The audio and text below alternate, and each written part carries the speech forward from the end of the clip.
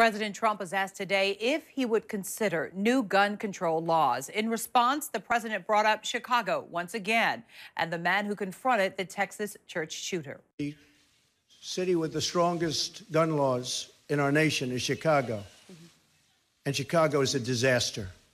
It's a total disaster.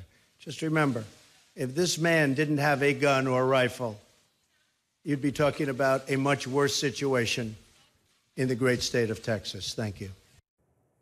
We did some fact-checking about what President Trump said about Chicago's gun laws, and we found they are not the toughest in the country. Neither are the gun laws in the state of Illinois. Eyewitness News reporter Sarah Schulte talked to experts and got the real information.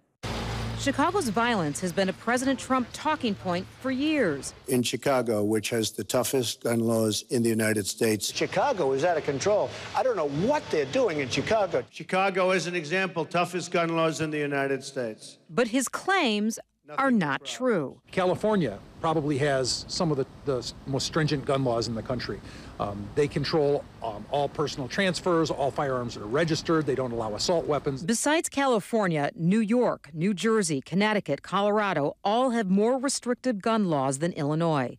Chicago gained the reputation as being tough when it passed a ban on handguns in 1982, but that law was struck down by the U.S. Supreme Court 7 years ago. 3 years later, the state passed concealed carry.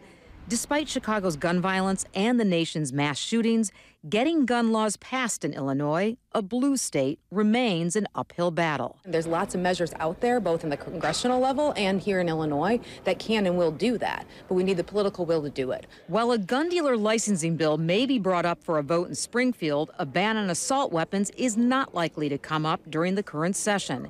And despite what the president says, former ATF agent Mark Jones says gun laws do work. We know there now are plenty of rigorous scientific research studies to show that states with weaker gun laws have higher levels of homicide, have higher levels of suicide, and have higher levels of firearms trafficking. Jones says universal background checks have stopped close to 3 million people who should not have guns from buying them. He says that number would be even higher if the gun show and private sale loophole is closed.